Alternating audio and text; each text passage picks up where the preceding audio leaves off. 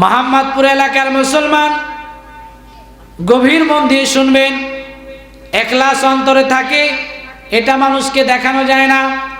আপনাদের পাশেই এই যে চাপাতলা বাজার থেকে আপনি যদি ইলিশ মাছ ক্রয় করেন, ইলিশ মাছ ক্রয় করার পরে রান্না বাড়া করেছে আম্মা জানেরা, আপনি খুব সুন্দর করে খেয়েছেন এবং স্বাদ অনুভব করেছেন। আপনি বলেছেন, আব্দুর রহমান ভাই, এই চাপাতলা বাজার থেকে ইলিশ মাছ কিনেছিলাম, তার স্বাদটা অত্যন্ত মজা এবং সুন্দর ছিল। এটা যদি আপনি আমাকে বলেন, আমি কি স্বাদ অনুভব করতে পারবো নাকি বলেন? পারবো? আমার যদি আপনার ইলিশ মাছের স্বাদ অনুভব করতে হয় তাহলে ইলিশ মাছ খাইতে হবে, ঠিক কিনা জোরে কন? ইলিশ মাছের স্বাদ যদি আমার অনুভব করতে হয়, আমাকে আপনার ইলিশ মাছ খাওয়াইতে হবে। আমি যখন ইলিশ মাছ খাবো তখন আপনি অনুভব করতে পারবো ইলিশ মাছের স্বাদ আছে। আপনি যদি সারাদিন আমাকে বোঝান, ইলিশ মাছের স্বাদটা একটু বোঝান, কিন্তু বোঝানো সম্ভব না, ঠিক কিনা জোরে বলেন? আল্লাহ পাক রব্বুল আলামিন ইখলাস এটা মুখে বলা যাবে, ইখলাস যতক্ষণ পর্যন্ত আপনি অর্জন করতে না পারবো, ইখলাস বুঝে আসবে না, তাকওয়া বুঝে আসবে না, রব বুঝে আসবে না। এই জন্য ইখলাস এবং তাকওয়া এগুলো যদি আমরা অনুধাবন করতে পারি, বুঝতে পারি, আপনার দুনিয়াতেও কল্যাণ, আখিরাতেও কল্যাণ। সুবহানাল্লাহ, জোরে কোন। আল্লাহ পাক আমাদের সকলের অন্তরেও তাকওয়া দান করে, সকলে বলেন আমিন। বিশ্ব নবী জনাবে মুহাম্মদুর রাসূলুল্লাহ সাল্লাল্লাহু আলাইহি ওয়াসাল্লাম বলেন, এ চাপাতলা এলাকার মুসলমান, এ আম্মা জানেরা, আলোচনার শুরু থেকে নিয়ে শেষ পর্যন্ত যত দূর করা হবে সব আলোচনা আপনার মনে থাকবে না, তবে যে আমলের কথাটা বলছি এটা যদি আপনি মনে রাখতে পারি, একজন মানুষও যদি এই কথার উপর আমল করতে পারে, তাহলে আশা করা যায় এই মাহফিলটা পরকালে নাজাতের উসিলা হয়ে যাবে। চিল্লা বলেন সুবহানাল্লাহ।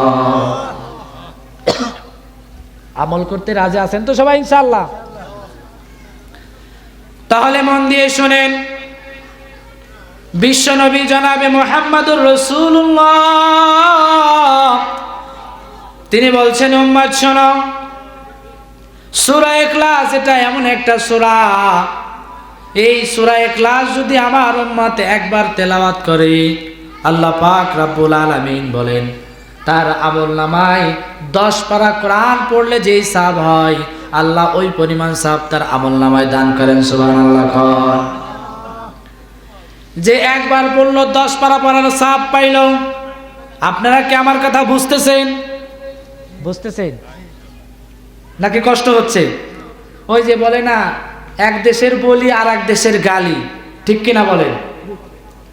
তো আপনারা আমার কথা কি বুঝতেছেন? ফরিদপুর মাগুরা তো পাশাপাশি, বোঝার তো কথা। কে কে বুঝতেছেন হাত উঁচু করেন। লিল্লাহি তাকবীর, নারায়ে তাকবীর। নাতমা বিশ্ব নবী বলেন, উম্মত শোনো, সূরা ইখলাস যদি একবার তেলাওয়াত করো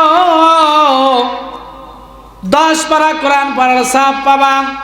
যদি 2 বার করো তাহলে 20 পারা কোরআন পড়ার সওয়াব পাইবা।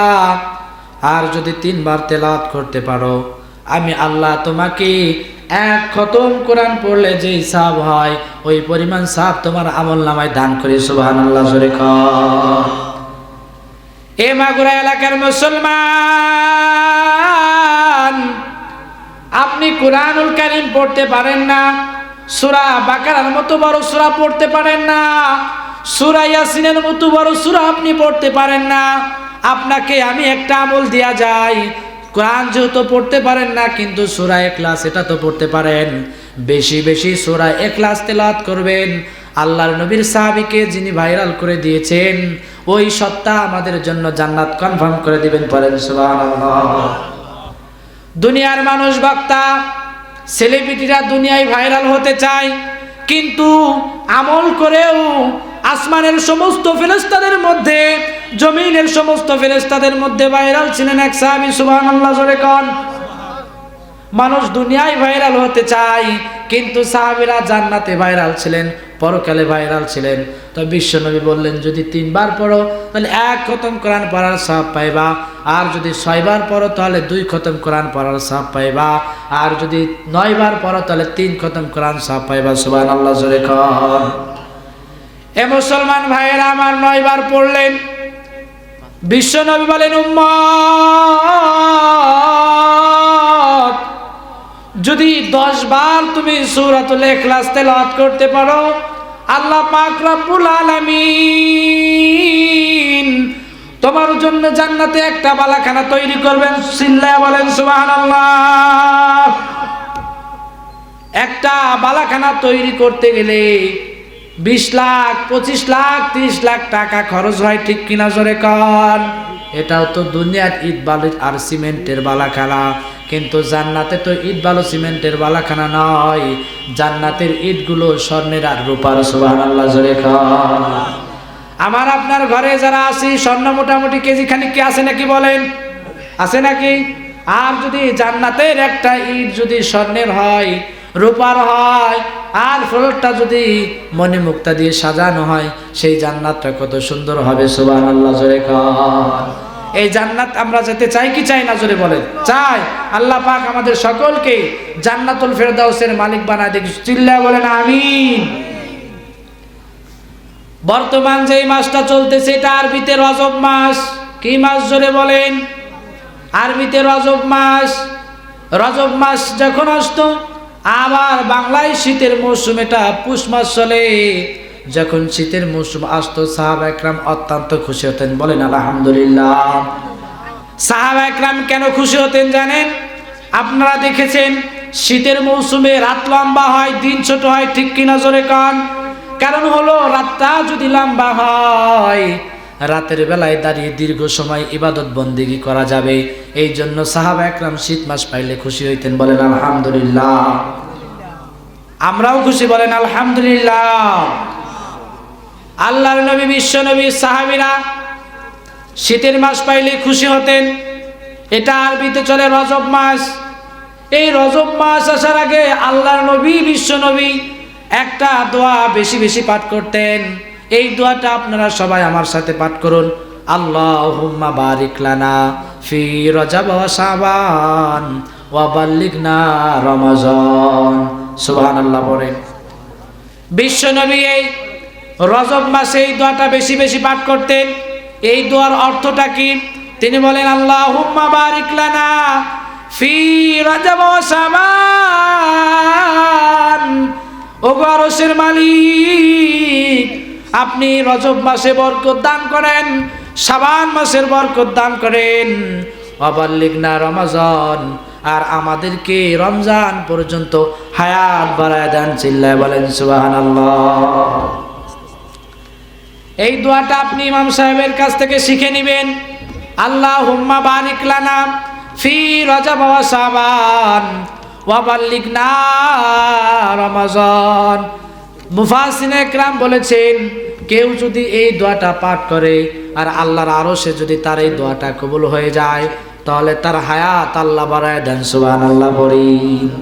এটা বলতে পারেন এটা হায়াত বাড়ার একটা দোয়া, এটা হায়াত বৃদ্ধি হওয়ার একটা কি দোয়া।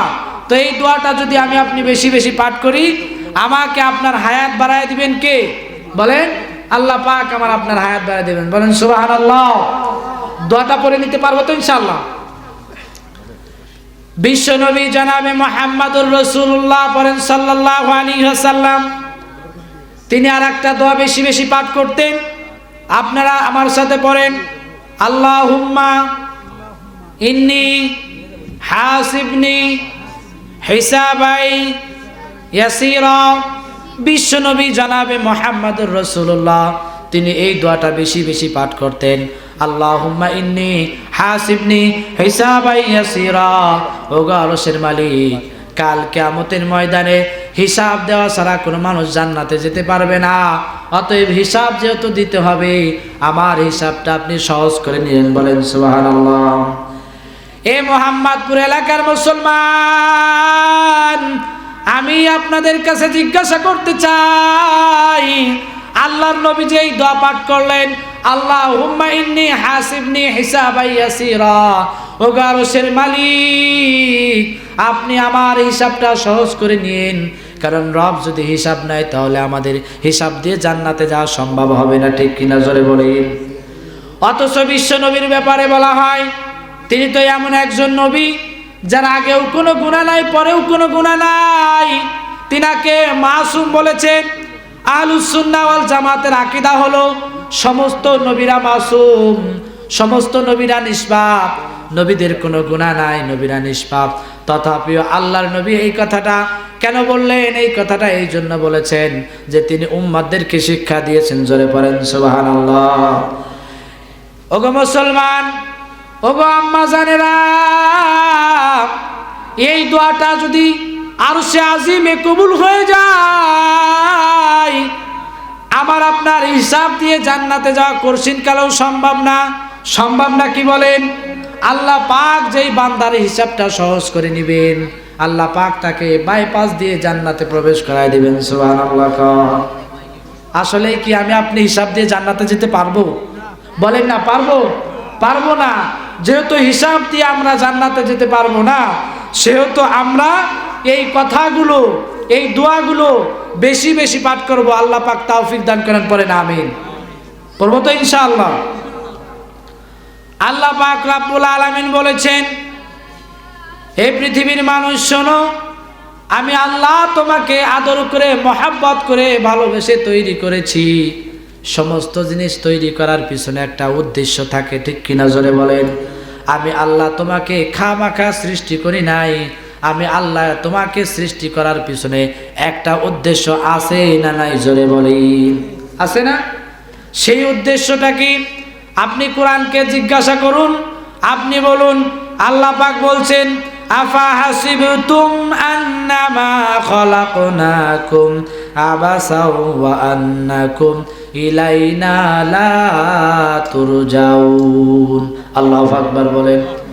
আল্লাহ পাক রব্বুল আলামিন বলেছেন, আফা হাসিবতুম, তোমরা কি মনে করেছো, আন্নামা খলাকনাকুম আবাসা, আমি আল্লাহ তোমাদেরকে অনার্থক সৃষ্টি করেছি? তোমরা যারা এই ধারণা করে বসে আছো দুনিয়ার কয়েকদিনকে খাও দাও ফুর্তি করো, দুনিয়াটা মস্ত বড়, বলেন নাউজুবিল্লাহ। এই ধারণা তোমরা যারা করে বসে আছো, তারা এই কোরআন থেকে হিদায়াত গ্রহণ করো, উপদেশ গ্রহণ করো। আল্লাহ বলছেন, হে পৃথিবীর মানুষ শোনো, তোমরা এটা মনে করো না যে আমি আল্লাহ তোমাদেরকে অনার্থক সৃষ্টি করেছি, এটা মনে করো না। তাহলে কেন সৃষ্টি করেছেন? ওয়ান্নাকুম ইলাইনা লা তুরজাউন। আল্লাহ বলেন, হে গোলাম, তোমরা কোথায় যাচ্ছ? তোমরা কি আমি রবের কাছে ফিরে আসবে না? অবশ্যই আমাকে আপনাকে এক রবের কাছে ফিরে যেতে হবে, ঠিক কিনা জোরে বলেন। সেই রবকে সবাই বলেন আল্লাহ। সেই রবকে জোরে বলেন আল্লাহর কাছে আমাদের ফিরে যেতে হবে, ঠিক কিনা জোরে বলেন। আল্লাহ বলেন, ফাফিরু ইলাল্লাহ। হে গোলাম, কই যাইতেছো? কোথায় যাইতেছো? যাওয়ার কোনো জায়গা নাই, ঘুরে ফিরে আমি রবের দরবারে আসতে হবে, ঠিক কিনা জোরে কর। কবি বলেন, মরণ থেকে যতই পালাও মরণ তোমায় লইবে কি, যদিও সুদূর আকাশ প্রাণে লুকাও সেটাই লাগিয়ে সিঁড়ি। মরণ থেকে কেউ পালিয়ে যেতে পারবে? কথা কন না। মরণ থেকে সিঁড়ি লাগা বাঁচার জন্য যদি আপনি আকাশ প্রাণ সেখানে লুকা যান, সেই জায়গাও মৃত্যু আছে না নাই? জোরে বলেন। সেই জায়গারও আমার আপনার মৃত্যুবরণ করতে হবে। শুধু তাই নয়, এমনকি ফিরে